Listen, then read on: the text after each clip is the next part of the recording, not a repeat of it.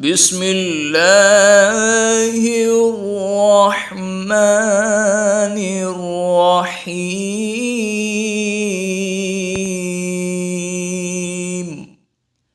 عزیزان محترم، نور one Islamic channel میں پھر سے آپ کو خوش آمدید کہتے ہیں۔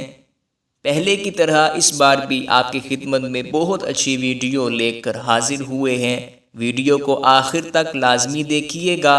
اگر ابھی ہمارا چینل سبسکرائب نہیں کیا تو جلدی سے چینل کو سبسکرائب کر دیجئے، لائک اور بیل آئیکن کو لازمی دبا دیجئے تاکہ ہماری نئی آنے والی ویڈیوز آپ تک پہنچ سکیں۔ آئیے آج کی ویڈیو شروع کرتے ہیں۔ صحابی رسول حضرت انس بن مالک رضی اللہ تعالی عنہ سے روایت ہے، ایک مرتبہ پیارے آقا مکی مدنی مصطفیٰ صلی اللہ تعالی علیہ وآلہ وسلم کسی راستے سے گزرے، ہم بھی ساتھ تھے۔ راستے میں ایک جگہ آپ صلی اللہ علیہ وآلہ وسلم نے ایک اونچی عمارت دیکھی۔ آپ صلی اللہ علیہ وآلہ وسلم نے پوچھا، یہ کیا ہے؟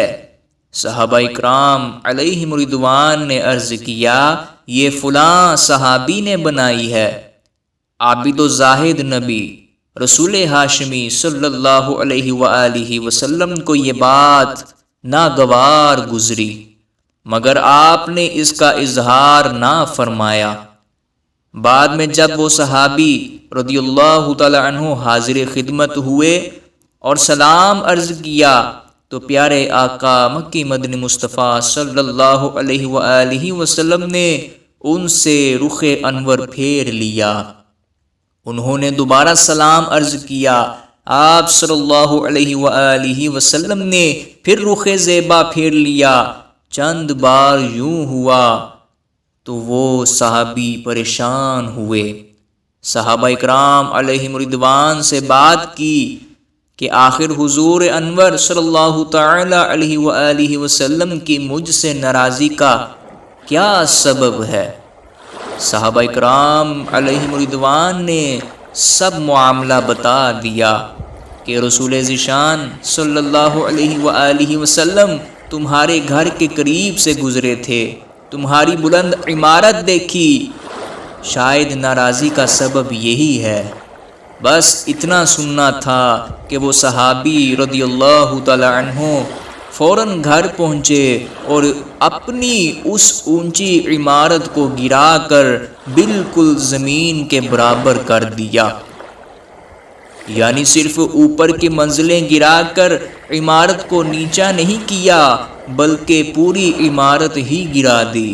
پھر ایک روز پیارے نبی رسول ہاشمی صلی اللہ علیہ وآلہ وسلم کا وہاں سے گزر ہوا تو آپ کو وہ عمارت نظر نہ آئی۔ فرمایا، وہ عمارت کہاں گئی؟ عرض کیا گیا، ان صحابی رضی اللہ تعالی عنہ نے آپ کی ناراضی کے خوف سے عمارت گرا دی ہے۔ اس پر آپ صلی اللہ علیہ وآلہ وسلم نے فرمایا، سن لو، بے شک ہر عمارت اس کے مالک کے لیے وبال ہے، البتہ جو ضرورتاً بنائی گئی ہو۔ مشہور مفسر قرآن حکیم الامت مفتی احمد یار خان نعیمی رحمۃ اللہ علیہ اس حدیث پاک کے تحت فرماتے ہیں کہ حدیث پاک میں لفظ وبال سے مراد اگر گناہ ہے تو مطلب یہ ہے کہ ہر وہ عمارت جو بلا ضرورت صرف فخر و تکبر کے لیے بنائی جائے کہ یہ عمل ناجائز ہے۔ فخر و تکبر کا ہر کام حرام ہے، اور اگر یہاں لفظ وبال سے مراد آخرت کا بوجھ ہے تو ہر وہ عمارت اس میں داخل ہے جو بلا ضرورت بنائی گئی ہو۔ غرض کے دنیاوی ضرورت مثلا رہنے، کاروبار کرنے وغیرہ کے لیے عمارت بنانا مباح ہے یعنی جائز ہے، اور دینی ضرورت مثلا مسجد، مدرسے وغیرہ کے لیے عمارت بنانا ثواب کا کام ہے۔ اس کے علاوہ جو عمارت محض نمائش کے لیے فخر و غرور کے لیے بنائی جائے، وہ بنانے والے کے لیے روز قیامت وبال ہوگی۔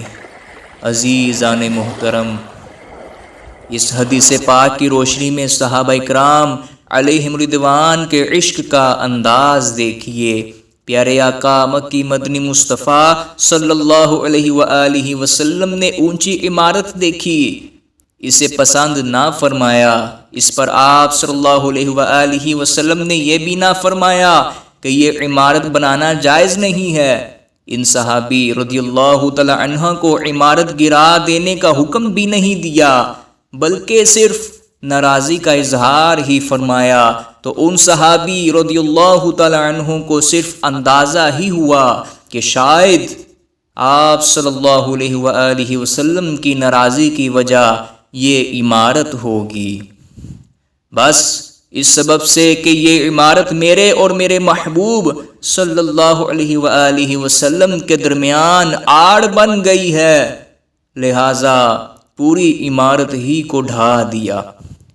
یہ بھی نہیں سوچا کہ آپ صلی اللہ علیہ وآلہ وسلم کو صرف اونچائی ہی بری لگی ہوگی، لہٰذا صرف اوپر کی چند منزلیں گرا دیتا ہوں۔